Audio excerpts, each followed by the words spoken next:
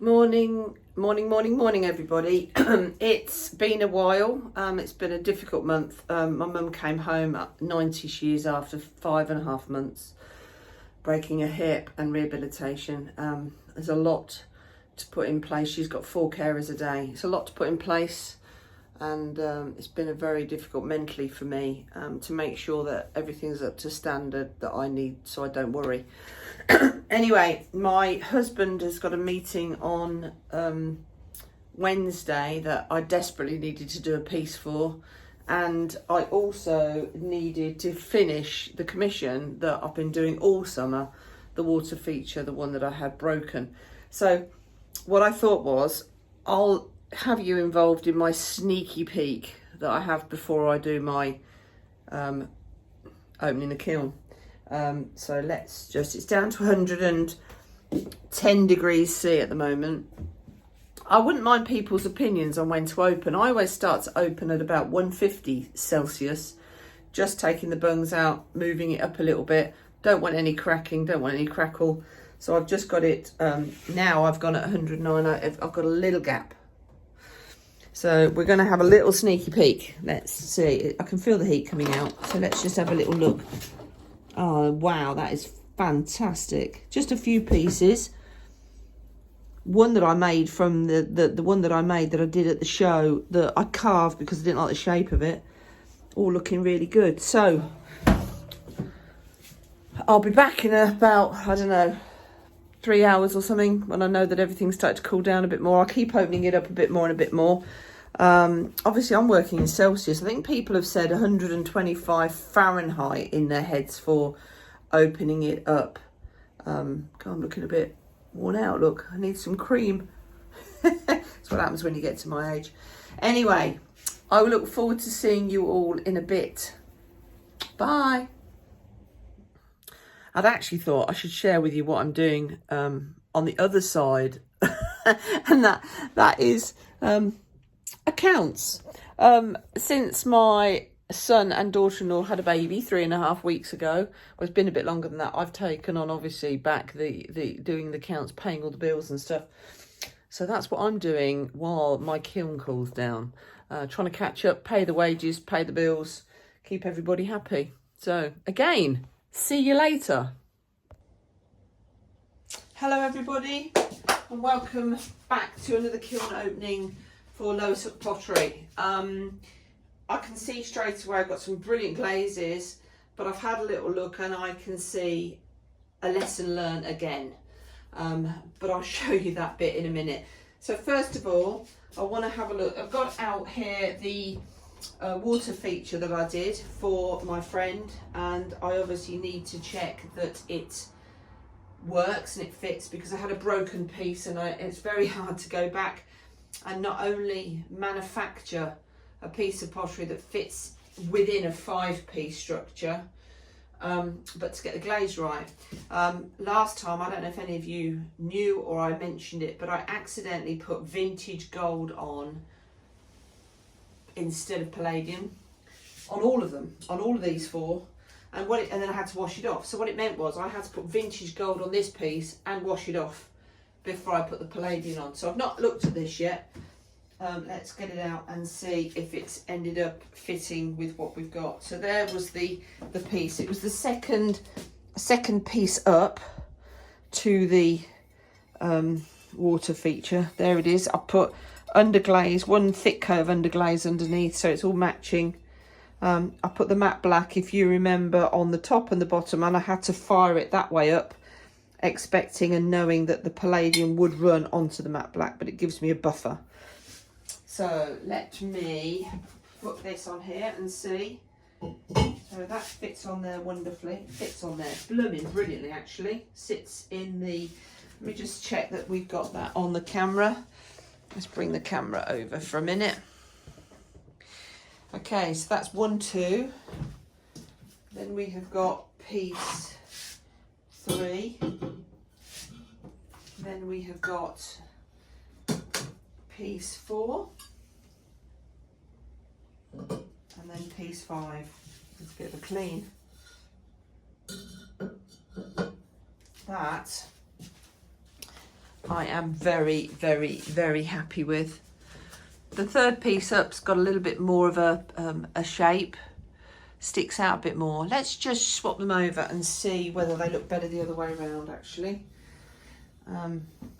Because piece 3, this piece is sticking out more than the new piece that I've done. So let's just put that on there. Will that fit on there? Yeah, it will. And I don't know if this then will work on the top of this one. No. I'm going to keep it the other way, because that way, that sits in that absolutely brilliantly. Very sturdy. It's sitting within the lips, the slip that I put on. And then this piece sits on there. And then that piece, absolutely top dollar. Happy with that. And I'm hoping, as we remember, that has a lot more reaction. So there's the top of it. It has a lot more reaction with the water because of the actual more slip that I've put on. Okay, so that's great news. That's done. Okay, 2 lessons learnt this time. So the piece that I did for Anthony's meeting on Wednesday, because I've actually put a logo in the bottom of it, and I've used the beautiful rainforest on chattered, and then my Midnight Skies glaze. So if you remember, again, to repeat, it's obsidian, 4 layers in the base I wanted. Then I've put smoky merlot, and then I've put oatmeal. Now, can you see that it's oval? It has distorted. And what I did is I put 4 cookies on the bottom. And obviously when it's got hot, there's been a bit of a shift. Bit disappointing. I'm sure they won't know. I mean, I'm sure when you can see that it's oval, I'm sure that you can see that. It looks brilliant, but it just isn't. It's just not 100% to what I wanted.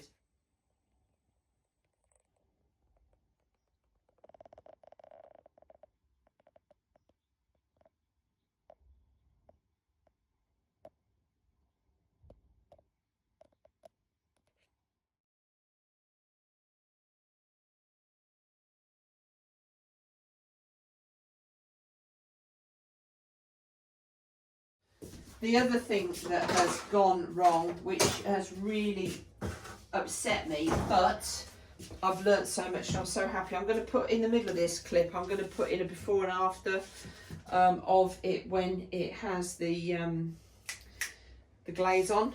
I did a bigger piece using the iron luster with smoky merlot, blue rutile, and then oatmeal. Now, absolutely over the moon with that, but look, I put it on top of a cookie on a cookie. So I did it a cookie like this on a cookie.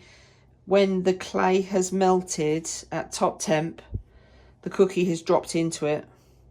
And then when it's cooled, there's a fracture. So I have a crack running on both sides and on the third side, all because of the cookie. So, okay, I can live with that. It's a shame. It is a wonderful piece, but I can repeat that. And I'm so pleased I can repeat it. That, I mean, this is just means it's a piece I'll just have to have on in my pottery just to look at and admire, because that, as I said, I will put on here a video of how I did the glazing and where I put the iron luster, because I did it all following all over the place, and you can see it's given me sort of like much more reaction when it's not in. But this crack is nasty, it's dangerous, it goes up across here. It's probably getting worse actually, but I can't get that out. So lesson learned, and a shame it doesn't even sit right. I can't get it out, it doesn't even sit right, but there you go. So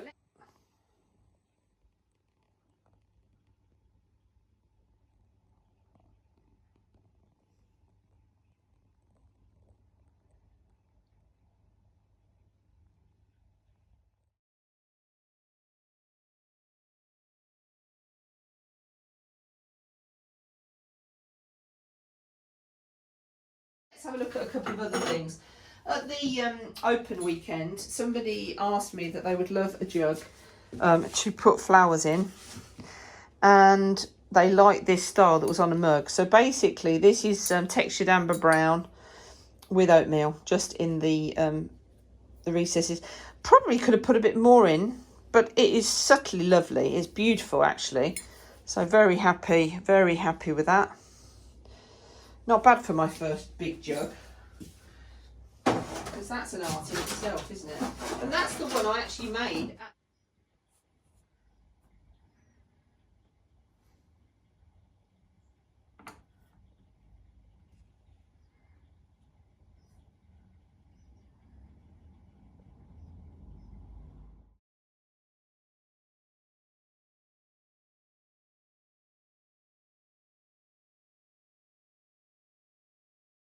The open weekend outside.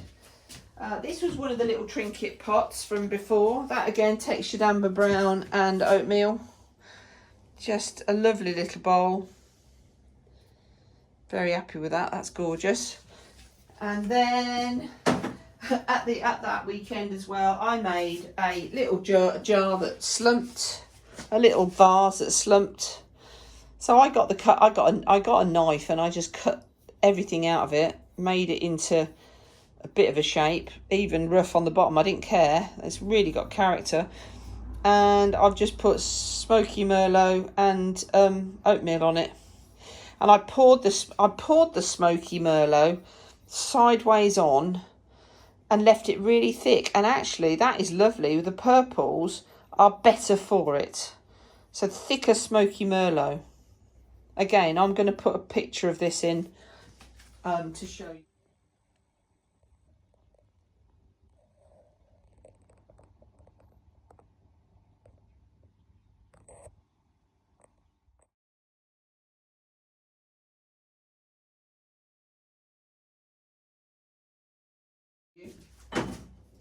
And then at that weekend as well, I just a couple of bowls I turned, and one of my friends bought a pot, and I said, oh, let me just make you a couple of breakfast bowls for you and your daughter, and that is one of them. They like blue, so I just did indigo float with a little bit of oatmeal and blue rutile with a bit of oatmeal. That's nice, that's lovely. And then what we got underneath. So my thing is, I was showing that the 6 was all the way over, the 7 wasn't all the way over. Again, a high 6 fire, which is what I'm expecting now. I'm a bit disappointed though with that eye lustre one, but I can't be disappointed because it's so blooming good. And I've learned I've got to make some more cookies that are bigger and that fit the bases of some of my pots. Okay, let's take this off of here. Nice. So I also decided that I would make another cereal bowl for the family, because this was the family at the weekend, at the show weekend, that bought the big moon jar, and I just played about a bit more. It's quite interesting. The black is very distinctive. I did put some red blobs on here. They actually haven't really done a lot, though that one has. It's a bit busy, but really clean as well. White on the inside. Yeah, I'm very happy with that.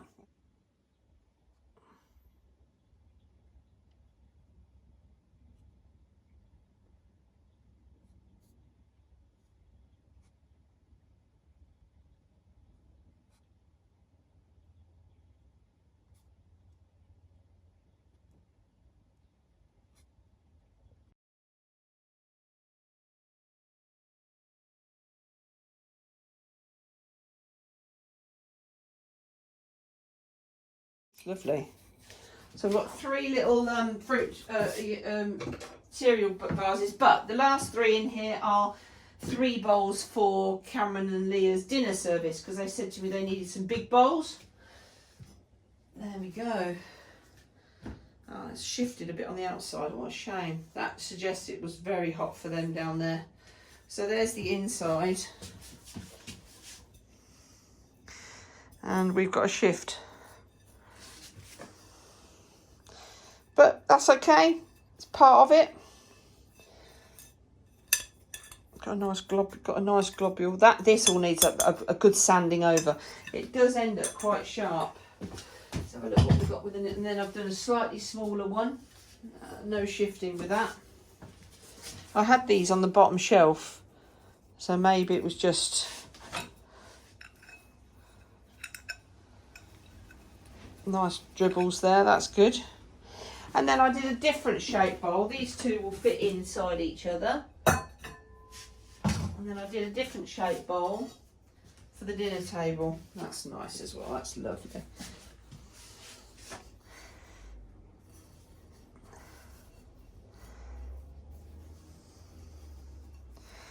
So I need to get a sanding block and just get rid of, because you do with this, if they're on the on the kiln shelves, do get little reactions that we need to clean off. But that's great. So you know, in fact, some of that dripped off. That shift. I wonder what people's thoughts are on the shifts. Whether it is just that it's got too hot because it's underneath the shelf, and that was near to the wall. That was the wall side. It was an inch away from the wall, but maybe just a bit too much. But there's obviously been a drip when the glaze has got hot, so I've got a little drip on my kiln shelf. That's all right though. It doesn't matter, because what's great about that, I can make another one. So, weird kiln opening. Fantastic results. Repeating my results, but got a distortion because of the 4 cookies that I sat it on, I think. Yeah, it's a bit of a shame. And then the brilliant one, this piece is wonderful. And look, and this crack is just opening up more and more and more. And this is not because I've opened it up too quick. It was it was right down at 30 degrees when I've actually opened it up. So it's not to do with opening it up too quick. It is to do with this, as the clay has still been shrinking and has gone round this, and we're stuck now. It may be put it in the oven, see if I can flick it out, but it may be I just don't worry about it. But the lesson of the way the piece has reacted, I am over the moon with that. Everybody wants to buy that. At the show, everybody was buying those first. They all went, and that is wonderful. So, okay, bit of mixed emotions on that one. And it wasn't that it was rushed. It was rushed a bit, but I didn't rush putting it into the kiln. They're just errors that you learn. It's having that has confirmed it. If you remember, I did wadding and I had lamps shifting because the wadding had stuck. In this case, it wasn't wadding. It was 4 of these small little pieces, and I basically sat, if I was to show you on here, I basically did the 4 pieces like this, and I sat this on the 4 pieces, and that was enough for that rim to have moved. Now, it may not be the case of that. It may be that I had put extra pressure on the clay when I had thrown it or trimmed it, and that's what's caused the warping.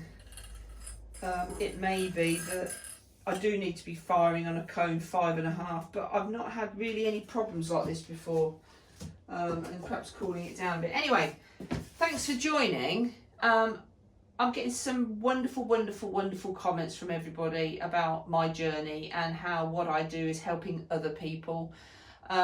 Getting people from New Zealand and Jamaica and America and obviously England and just from everywhere sending me messages. Don't be scared to write comments. I like to read them. I'm not one of these people that doesn't read them. I will go down and I will put a heart and a thumbs up to everyone that I read, and some quite often will send messages back. If anybody asks me any questions, I do take the time to write the answers, because I actually probably find most of my satisfaction with what I'm doing is is communicating with others and feeling that I have a value to them. So, you know, don't be scared to give me some thumbs up, and obviously if you like what I do, the usual like, subscribe, do the bell so you get informed when I'm putting a new video up. I've actually got another video that I've got to finish off, which shows, the last one that I did showed palladium on snow. The other one I've got is when I did the moon jar and the results of the moon jar, which is very similar to this. And that will be another one that I will process shortly. So anyway, lovely to speak with you all, and see you soon.